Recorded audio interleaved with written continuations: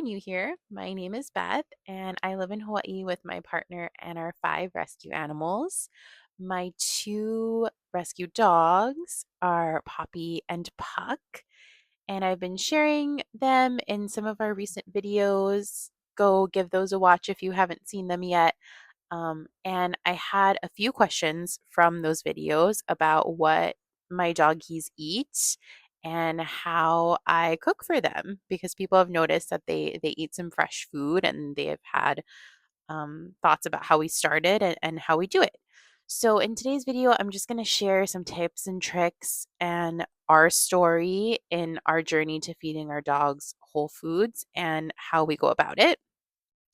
I do want to start by saying I am not a certified canine nutritionist or an expert in this whatsoever. So please do not take this as specific advice or a prescription or a recipe for what you should be doing for your dog. All animals, just like people, are different and have different nutritional needs. So, this is more an opportunity to just share our experiences with all of you and give you some tips and tricks that I've learned and picked up along the way on what works for our dogs. So, we adopted Poppy in 2022 and Puck in 2023, both from the Hawaiian Humane Society. They were both rescues found on the street. We discovered that Poppy gets seasonal allergies around the first summer that she was with us. She would get these red bumps and kind of rash around her tummy and her back, lower back. And it would get really itchy to the point where she was scratching at herself and pulling out her own fur because it was so irritating to her skin.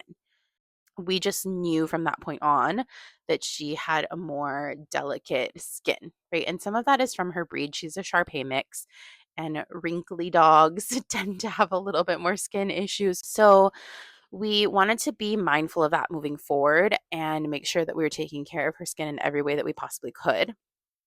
And then with Puck, he also had a skin condition when we first adopted him. I will put some pictures up on the screen of what his skin looks like. This was even after, I think, a month at the Humane Society and after some treatment and medicated baths and more consistent food. He still was very bald in a lot of places. And even where he did have fur, it was patchy. And we were told that was because of malnourishment, that he had done a lot of living on the streets and scavenging for food for who knows how long, possibly since he was, just a month old. We just don't know. And we were informed that it was possible that the skin condition could go away, that it could just heal up over time and his fur would grow back and he would be okay, or it could be just a lifelong condition for him. Say hi, everybody. Oh my goodness. Oh my goodness. Oh, hello. It's not for you to eat. It's not for you to eat. Hello. Hello. So we knew right from then that we wanted to help get him healthy as quickly and as soon as possible just for him. And so we started to do whole food toppers on both of their meals. So we would do some chicken or some ground turkey and just sprinkle it on top of the kibble that he was already on, just to kind of help add nutrients back into his diet and to help him hopefully grow back his fur, get his skin back into good condition, all of those things. And it was around the same time that I was talking to a good friend of mine who completely cooks and feeds raw to her dogs. So she started to inform me a little bit more about her journey to cooking for her dogs and just information about canine nutrition. Azuki and Kinako, if you are watching, thank you to your mom for getting us started in learning all about this. My goodness. Hey, guys, shh, shh. It's okay. It's okay. Don't worry about it. The delivery man is here. We have to do this every time the delivery man is here. It's okay. It's okay. It's okay. We're good. Thank you. Thank you for protecting me. You did a great job. One of the resources that I really love to utilize is called the Feed Real movement. And this was one of the things that my friend introduced me to. So they have a website and an Instagram page, and I highly recommend that you check them out if you are interested in starting to feed your dogs raw or cooked whole foods, because it is so user friendly and it's very educational. So they have professionals on their team that know all about dog nutrition, and they make it so easy to learn about why different types of foods are really good to feed your dogs, and even what kinds of foods can be really detrimental to their health and to their systems. One more thing I want to say before we get into the cooking is that this is not intended to pass judgment or to create shame on anyone who is feeding their dog kibble or pre-made food. Okay, this video is not meant for that. This is really just to share more about the impacts that we've seen in switching to a whole foods diet for our doggies. At the end of this video, I will also be sharing some local resources. If you are somebody who has a doggie or really any animal at home and you're struggling with getting food for them, there is going to be some links at the end to help you out with that if you need it. And I will also drop them in the description box below. Okay, and with that, let's start our cooking journey today.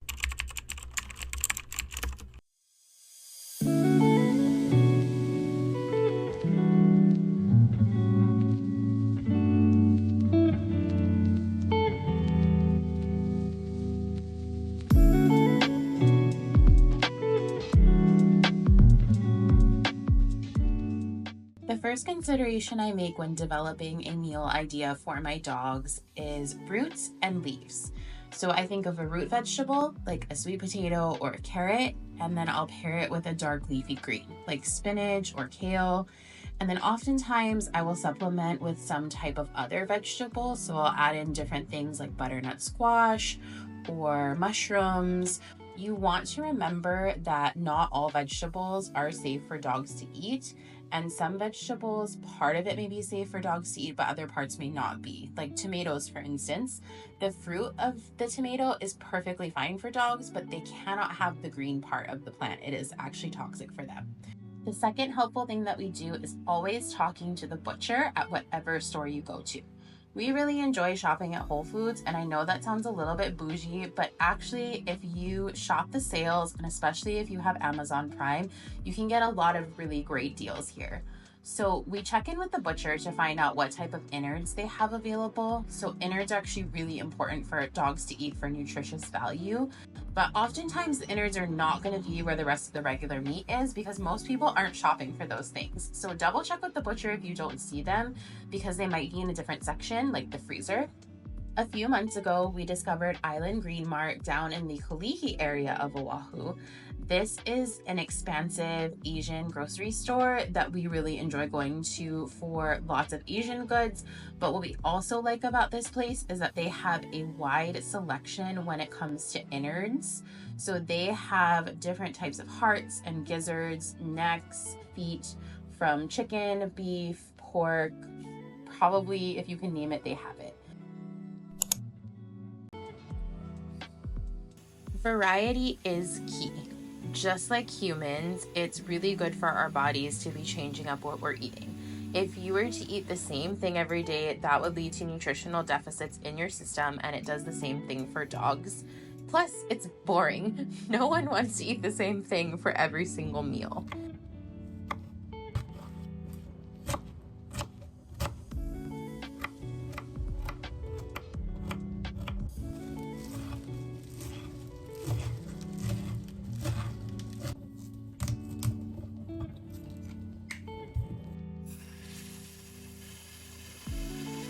A game changer for me was switching to using a pressure cooker because I'm able to throw all of my ingredients into one pot and it cooks in a fraction of the time that it normally would. In this case, I did two separate pots, one with all of the veggies and one with all of the meats because I was doing a larger batch so that I could freeze some for later in the week when I knew that I was going to be really busy.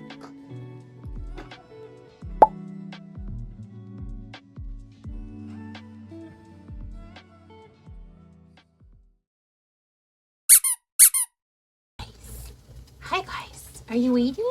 Are you placing an order? Are you placing an order? Order number 1? No. Order number 2?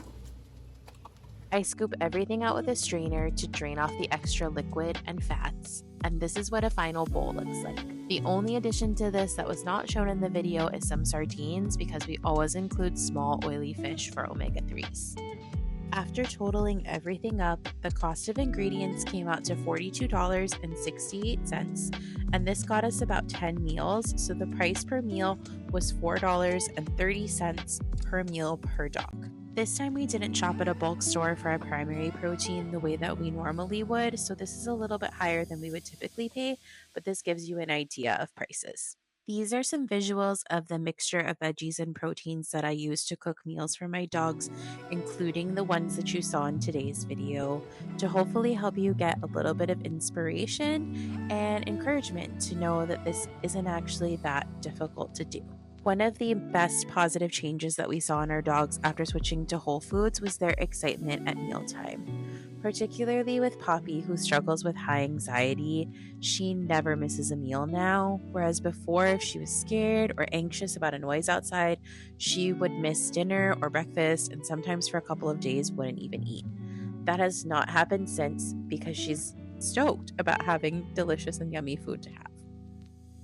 As previously mentioned, here are some local resources to assist you if you are struggling to get food for your dog.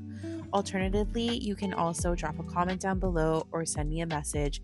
I am happy to connect you with somebody who can help. Thank you so much for watching, and I'll see you next time.